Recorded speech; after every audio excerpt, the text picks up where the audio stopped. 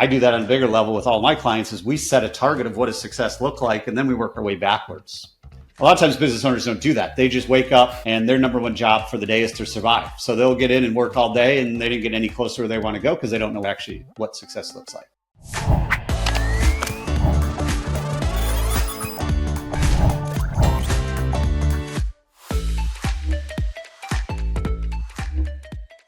Hello and welcome to the Gross Profit Podcast. My name is James Kennedy. I'm the CEO and co-founder at procurementexpress.com. We take the hassle out of managing your SMB spend without buying an ERP, but we are not here to talk about that today. Instead, I've got Paul Maskill, the blue-collar CFO, as his moniker calls himself. And today we're going to talk about how Paul has managed to build his practice, but also build equity in businesses as he's gone. So notoriously, selling your time for money is fine, but it's just that. And if you run a surface business like a fractional CFO business, how do you build equity and value as well at the same time? And there's something Paul has managed to do along the way. So we're going to chat about that.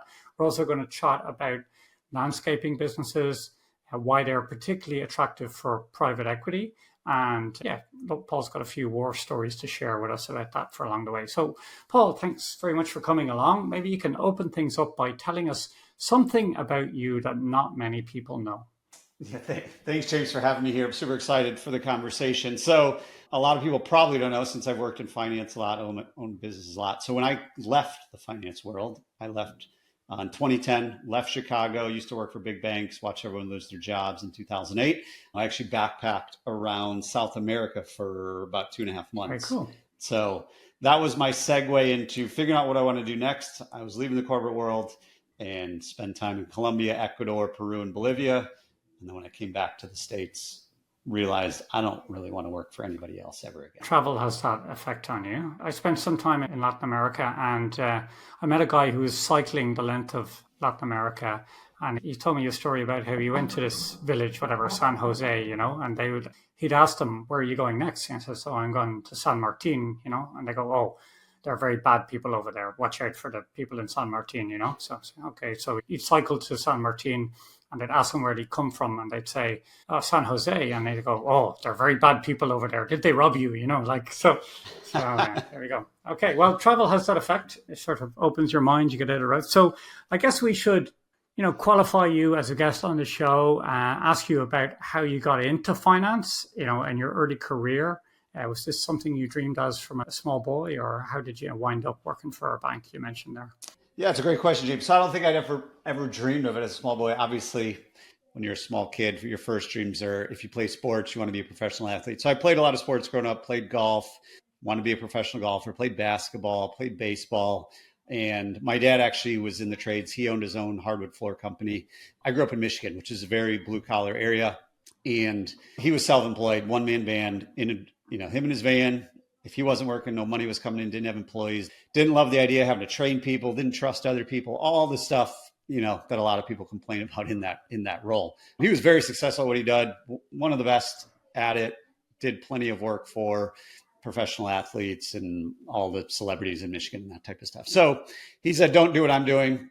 Go to college, get good grades, and go work for a big corporation. At the same time, my mom was just getting into the finance world as well. So I was always good at math, loved numbers, loved that there was a definitive answer. I hated English and reading and all the stuff that's like theory-based, where it's all open to interpretation. The numbers never lie. So growing up, that was what I was exposed to.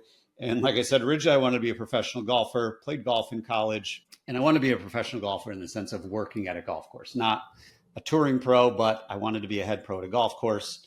And then I started working at a golf course when I was 14. And I worked there from 14 until 21, basically through high school, through college, and realized I don't want to be a head pro at a golf course, because the guy I worked for, he was there sun up till sundown, 7 days a week, never actually got to play golf. So I was like, well, that doesn't really make any sense if you're going to get into it because you like playing golf. So followed the what everyone tells you to do. So I went to school, got a finance degree, moved to Chicago. This was in 2007. Watched a lot of people in a lot of different banks that I knew lose their job in 2008. And to me, it just didn't seem like it was as safe as everybody said it was. Go work for somebody else, get the benefits, get the 401k, get the paid vacation, pension, all this stuff. And I watched all these people who at the time I was probably only 23, 24. I watched all these people who I thought were really old, which are now my age, 40, 50, 60 years old. They had been working there their entire life and they just got eliminated just like that. Like all the work they put in, all the goodwill they built was eliminated in more or less a day. So at that point, I realized I didn't want to work for somebody else. I quit my job. Like I said in the intro, most people don't know. I quit my job, traveled around South America for a couple months, ended up in North Carolina when I came back. And that's when I made the decision of, I'm not going to work for anybody else. So I had a finance background, but I wanted to run my own business. So over the last 15 years, since 2010, I have owned, scaled, sold 4 different companies, all local businesses here in the Raleigh, North Carolina area. Most recently was in the electrical business. I've spent the last 6 or 7 years in the trades. So I was a partner in a landscaping business, was a partner in an electrical business, exited that. And since then, I've been offering fractional CFO work, 2 companies in the trades, focus on helping them with cash flow, creating predictability, scaling with confidence, sleeping well at night, all the things that come with when we actually have money in the bank. Okay, so let me ask you then, started because you're with the bluecollaradvisory.com, advisors, rather, the bluecollaradvisors.com. Obviously, you've got taken a focus on blue collar business. So let's good news. So what's the best thing about a business, or what do you define as a blue collar business to start off with? And what's the best thing about, those types of businesses? Yeah, so I would say there's probably 3 things that really get me excited about. One, they're a little bit more resistant to what the economy is doing if you're not in the construction side of blue collar world. So if you're doing service work and repair work and working for homeowners, things are still going to break. Things are still going to need to get done. So that's one thing. The second thing maybe is actually at the top of it is giving people an opportunity that work in the trades to actually have the ability to turn it into a career. So growing up for a really long time, the world, society, teachers, colleges, everybody told you, you're an idiot, you're stupid, you don't know what you're doing if you don't go to college. Everyone's got to go to college. To me, that just doesn't make sense for a lot of people. Being a finance person, it really doesn't make sense to go a couple $100,000 in debt if you don't want to go do that type of stuff. When really we can take people into the trades at 18. By 22, if they're really good, they're making $80,000 to $100,000 a year with no debt, and they have a skill that can't be outsourced to, AI. It can't be outsourced overseas. So that's the second thing. And the third thing that I really love is historically, most trade companies aren't run very well. So I learned this from my dad. His calendar was always booked up because he just did a lot of things super simple. He answered the phone. If he missed the call, he called people back right away. Then when he set an initial appointment, he showed up when he said he was going to show up. Then when he was there, he laid out the expectations. This is what's going to happen next. I want to measure your home, and then I'm going to give you an estimate. And then if you want to approve it, I can come out this day. So he told them what they're going to do, and then he did it, and they were blown away. They're like, and his name's Paul too. So, oh my God, Paul, answered the phone. He showed up when he said he was going to do. The price he gave to me, he stuck to that price. He showed up exactly when he said he was going to be to do the work. It was done when he said it was going to be done. And it's just amazing. So like all those things they say have nothing to do with actually what he did and what they paid him for. But historically, most companies, especially home service and trades companies, they're just not really good at that. So if we can do all that stuff and systematize all that stuff, we can then charge what we need to charge to hit the profitability that we need to hit in order to have a business that can allow us to do what we really want to do. Okay, so absolutely 100% of the time that we need a plumber or someone or electrician or something else, my wife goes around, we call then 3 people, 4 people, maybe one of them shows up. If they show up, then they may come back, they may not, like other things. So, and every time she says, you know what we should do? We should start generating leads, and then we should start hiring, these people, and we would make a killing, So what's wrong with that thesis? Why couldn't anyone just gather the leads and find some folks, give them an honest wage, and then just spin up a business? Isn't it super competitive? Yeah, I mean, it's super competitive, but most people don't do it. So there's a huge opportunity there to build all that value, build that brand, build that goodwill. So then you can really start to grow a real business. I mean, usually it stems from the reason most companies don't do that is usually they're founder led. The founder is a really good technician, no matter what they do, electrical, plumbing, heating and air, wood floors, garage doors, all those things. Usually 99% of the time, the person who starts that company was the technician at another company who said, I think I can do this better. Right. So at first, they're great, right? They answer the phone because they're not that busy. They show up when they say they're going to show up because they're not that busy. They get the work done because they're not that busy. But then the fact that they're really good, all of a sudden they get busy and they don't know how to manage it. And usually, ironically, this is the Gross Profit Podcast. Usually they're not able to keep up because they're not charging enough to put the systems, processes, people in place to allow them to keep up. So when we start charging, when it's a one-man band, if I'm just going out and doing electrical work, I don't need to charge what a company needs to charge. A company that has software, a company that has someone answering the phone, a company that has all these vehicles and all the things that go into delivering a service. There's usually 75 to 100 expenses that go into just showing up to somebody's house that most homeowners don't know. So as we scale, our pricing usually doesn't go with it. And a lot of times that's just, we don't know we need to change our pricing. A lot of times it's ego. They're like, there's no way I could charge $350 an hour. But if we don't, we're not going to be able to deliver on our promises, be there when our customers need us again. So yeah, so you're 100% right. If we do all that and we're charging accordingly, there's plenty of opportunity there. Unfortunately, most people don't have their numbers dialed in, which is why I do what I do. We let numbers dictate what do we need to do instead of emotion, ego. Hey, I heard somebody on Facebook group, or I heard somebody at the supply shop said we should do this. We eliminate all that and we just use numbers to dictate what we need to do. I'd like to ask you a bit about your dad, because your dad seems pretty switched on. He had the formula cracked for a great business, and he chose not to scale because he sounds like a systems thinker to me. Like he sounds like he had a way of doing it. He did it consistently, and sounds like the formula for success, maybe. But do you think your dad attempted that, or he was just was there any learning there from why did he end up saying, no, listen, I'm not even going to try? Yeah, I think it worked out well for him. So when I'm working with any business, and whether I own the business or it's my clients, we basically look at, there's three things that any customer can pick: speed, quality, and price. You can pick how quick you want it done. You can pick the cost, or you can pick how well it's done: speed, quality, and price. But you can only pick two. So you can never have all three. You can't have the best thing, the cheapest thing, and the fastest all at once. Economy, people, it just doesn't work that way. So when you're building a business, you could compete on any two of those three. So if you're competing on speed and quality, there's going to be a premium with that. You're getting there really quickly and it's being done really well. We need to charge a premium because we need to find a lot of people who are really good at what they do, which makes us, we have to pay people a lot of money and all that. So those are the businesses I like to run. I like to help. We're competing on, we're the best and we're going to get out there quickly. If you want to compete on speed and price, usually you're like the handyman. You can get it done quickly. You can get it done cheaply, but quality is going to suffer. We're not an expert at anything. We're just kind of jack of all trades. Or we can be like what my dad was. My dad was the one-man band. He gets it done really well at a really affordable price. Now, if someone's really good at what they do and it's fairly affordable, that means he's going to be booked out for a couple of months.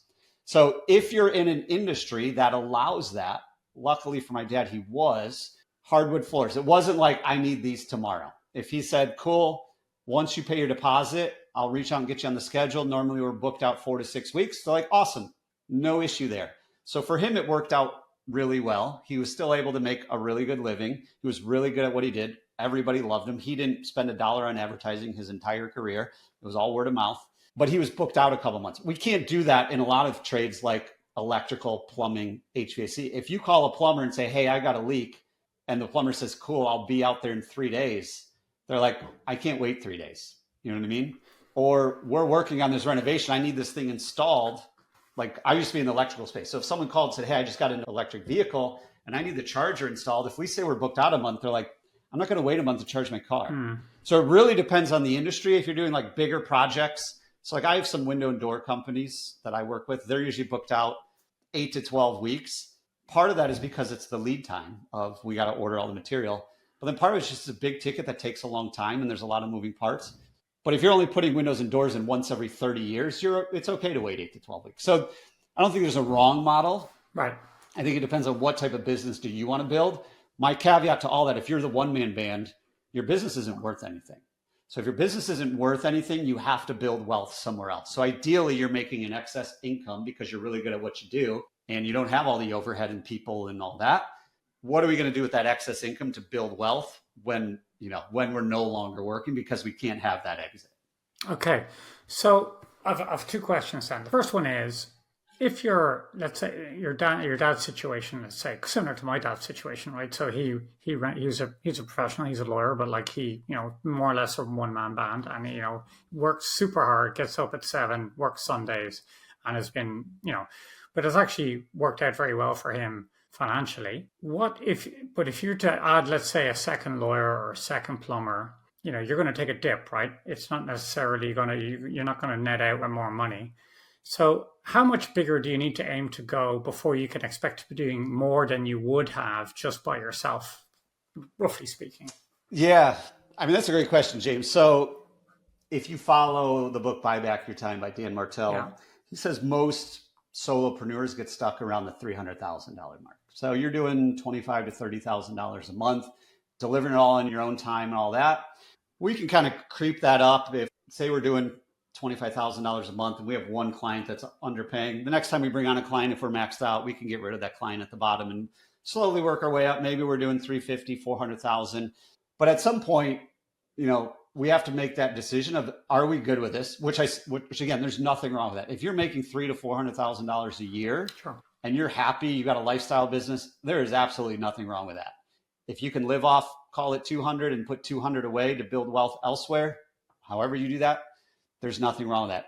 If you want to take it to the next level, then it's, what do we need to charge? What do we want our gross profit to be? So if you're in the attorney space and a good attorney can generate $30,000 a month in revenue, can we get by with a 50% gross profit and pay that attorney $15,000 a month? If so, we're already probably pretty good with our pricing. If we're like, no, we couldn't get anybody good at $15,000 a month, then we probably know, well, we got to start raising our rates, raising what we charge. Maybe instead of we're billing by the hour, we're just doing like fixed price to set up a business that might take, a lot of times attorneys and professionals, they do by the hour, but the better they get at it, they're actually making less money. So that model doesn't work. So can we start doing some fixed pricing on things of, hey, if we're going to set up an operating agreement, it's a flat fee of $2,000. 10 years ago, it might've taken me 10 hours. Now it takes me 2 because I got a template. The customer doesn't care because it takes the customer 4 weeks to do it. So I think that's where we have to make that decision of, where do we want to go with this? What's the end goal? And I mean, I do that on a bigger level with all my clients, is we set a target of what does success look like, and then we work our way backwards. A lot of times business owners don't do that. They just wake up and their number one job for the day is to survive. So they'll get in and work all day and they didn't get any closer where they want to go because they don't know what success looks like. So let me bring you back. You came out of your ayahuasca tent in South America or whatever you were doing down there, and you realized, no, I'm not going to work for the bank. Never going into the belly of the beast again. You came back to the US. You came up with an interesting opportunity. You didn't just, as far as I know, you start working. You found a business to get involved with. So tell us about this business and how did you identify? Where was it when you got there? How did you set it up? So I mentioned 20 minutes ago, my biggest passion growing up was I wanted to be in the golf world. I want to be a professional golfer. I love golf, love all the things about it, what it can do for you, all that good stuff. Realized that I want to be a head professional at a golf course. So my first business was actually, we were running after school golf programs for elementary kids. We would go to their school. We would use a ball that was safe to hit on school campus, and we would run golf programs. And the whole idea behind that was making golf as accessible as all other youth sports. You can play soccer, football, basketball, baseball really easily in most of America. Golf has always been seen as an elitist sport. You got to have a lot of money. You got to live in the right neighborhood. Your parents got to do this. So we made it super affordable, provided all the equipment. You can play golf for basically $100 for every 6 weeks. So you can come to golf class for 15 to 20 bucks. And then our goal was to then transition them to golf courses through golf camps, parent-child events, junior golf leagues, and all that. So that was my first business. To be honest, it was a passion play. So it was a startup franchise. I still remember I was in the Detroit airport flipping through the Entrepreneur magazine and came across this franchise opportunity. And I looked at it, and I was living in Raleigh, North Carolina at the time, which is a big golf area, good weather for golf all year round. And I was like, there's definitely already a franchise here. There wasn't, which was awesome. So I started up that franchise here, grew it. We added tennis, so then it became golf and tennis. We ended up owning 4 franchises. So scaled that up. After like 4 years, I sold it. And then the franchisor actually hired me to go teach other people to do what we did, because it was fairly new franchise. So within 4 years, we became think the second or third largest in the country. So then I was tasked with going to teach other people how to run their business using numbers, systems, processes, building teams, all that.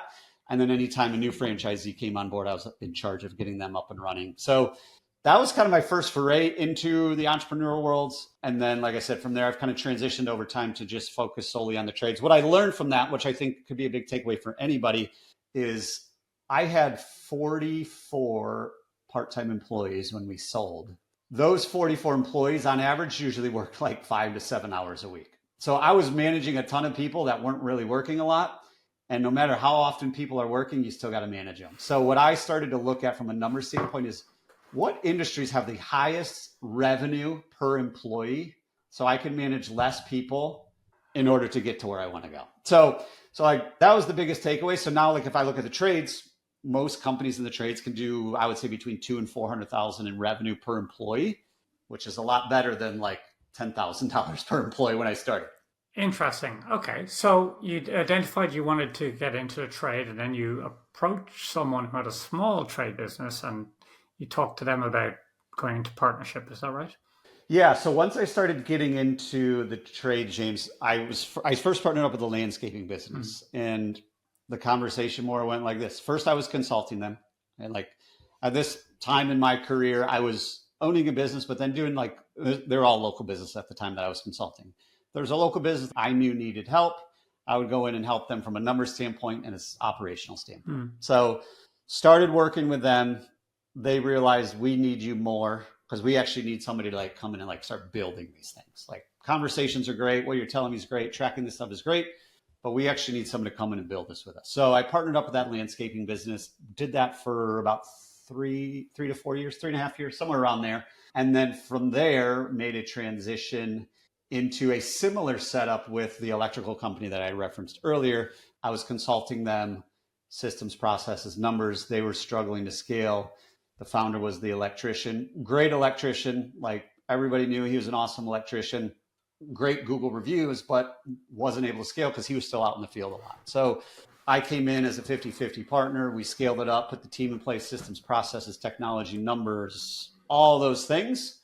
And then 3 years after that, he actually bought me back out, took full control back to the company, which is when I started doing fractional CFO work. Let's talk about that deal, because like getting someone to sell part of the business or give equity away it's a big ask, right? It's a difficult thing to sort of persuade someone to do.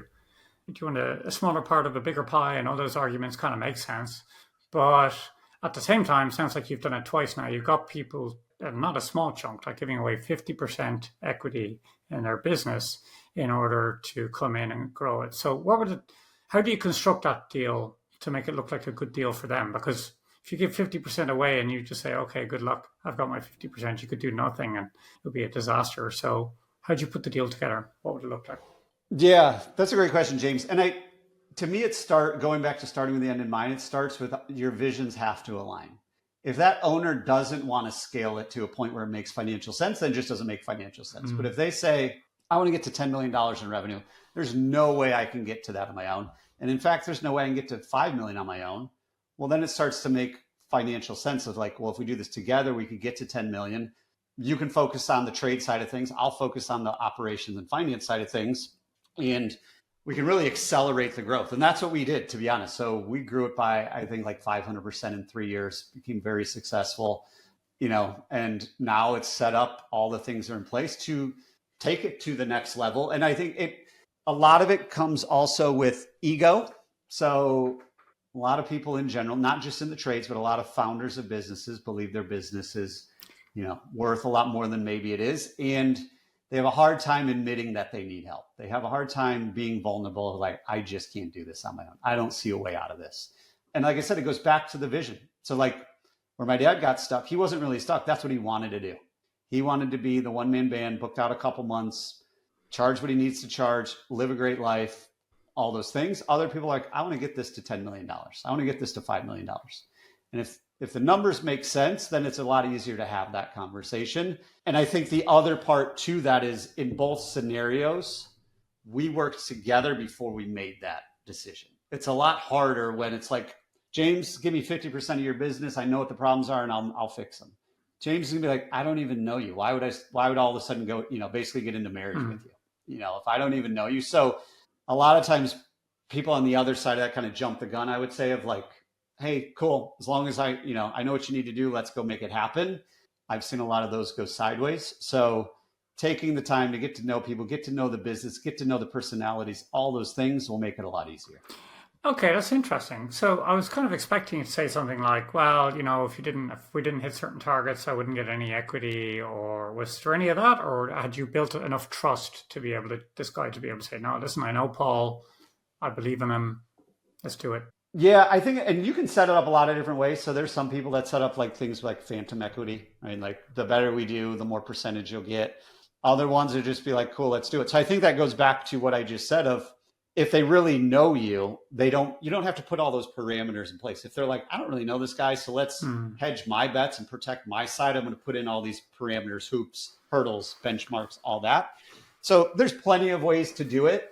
I would say there's more ways now than ever, just because it's becoming more, Okay, so step the one, whole entrepreneur. step one, Yeah. step one, What's step one? step one, be a business genius. Step two, have people offer business, is half their business to you. Like that's the technique I'm hearing here. Well, yeah, like, I mean, it goes back to anything of like, you got to provide a lot of value before you can expect anything in return. Where a lot of people, it's just like, they don't want to put in the time to build that value first. To me, being a numbers person, the numbers don't lie. So if you can show me what we can do and you've done it, that makes it a little bit easier. There's plenty of people out there now that are leaving their IT jobs and never owned a business and think they can go run an HVAC business. Okay, so we're about 40 minutes deep here, 30 minutes deep at this stage. So there's hardly anyone left, Paul. It's just you and me, basically, right? So you can now tell me, give me the secret. What's your go-to move that allows you to be confident? Because the other side of it is you're going to put all this effort into a business, right? I'm assuming you're taking equity. You're not going to get a ton of cash. There's plenty of opportunities out there to invest in, maybe for a guy like you. So what's your go-to move? Like, I'll tell you what my go-to move is. It's very simple. When a lead registers, call them straight away. Like, that's it. That's the end of it. Like, just be the first guy to call them before anyone else does. And that's how I built any business, basically. So now you've got all my secrets. Give me yours. What's your go-to move? Yeah. So, I mean, like now I don't own any other businesses beside my own, besides offering fractional CFO work. So I don't know, like if I got back into that world, what it is, but to me, it's the same thing. What we said about how do we build a home service company by doing exactly what you said. We deliver an awesome customer experience. So even now, when somebody reaches out to me and they book a call, I get a text message alert saying, hey, James just booked a call with you to discuss what's going right and wrong in his business. I will then record a video and say, hey, James, it's Paul. Super excited that you reached out. Saw that we're scheduled to talk next Tuesday at 10 a.m. Really looking forward to the conversation, learn more about you, your business, and your goals. If you need anything before next Tuesday at 10 a.m., please let me know. Otherwise, chat then. So there's some good resources for people out there. How to Never Lose a Customer by Joey Coleman's a great book. Fans First by Jesse Cole, the owner of Savannah Bananas, is a great book. Giftology by John Rulin is a great book. So how do we set ourselves apart knowing that the service or product that we offer is more or less a commodity? The world is flat. Thousands of people offer the service I offer. If you're operating in your local market and you need a plumber, there's probably 60 plumbers that could make it to your house just based on geography. So how do we set ourselves apart, get people talking about us, make them feel good, make them trust us, make them want to do business with us? It's doing all the small things that just take time to show that you care. Awesome. I think this has been a fantastic discussion. I have to say, I think I could talk to you for another hour. It's clear that you really got the goods here. So tell us, who should reach out to you, Paul, and how can they go about doing it? Yeah. So really, I mean, anybody can reach out to me. You can find me on LinkedIn, social media, all that. But if you own a company in the trade, so you own a home service company, blue collar business, if you just go to the bluecollaradvisors.com/price. So the bluecollaradvisors.com/price, that'll take you to a pricing calculator that it's super in-depth yet simple. It's got a video, it's got a PDF, all the good stuff. Because what I realized is the number one problem with most home service companies is they're not priced properly. And that's the first point money comes into your business. So if it comes in wrong, the trickle down effect is massive. So free pricing calculator, video walkthrough, all the good stuff. The bluecollaradvisors.com/price. Awesome. Thanks very much. And thank you for listening. If you've been listening this far into the show, congratulations. Your special reward is to be able to go to procurementexpress.com/mastermind, but only if you're a fractional CFO. That is because once a month we run a mastermind for fractional CFOs exclusively. We bring you in. You don't have to listen to me. What we do is we put you in a group with three or four of your peers from around the world. Some would be a few steps ahead of you, maybe like Paul, maybe there's some a few steps behind you. And you get to brainstorm practice and business problems that you're facing in your own business and your customers are facing. It's a big hit. It's always good fun and entertaining. So I recommend that you tap on that. And that's it. Thanks for listening. Thanks, Paul. Thanks, James.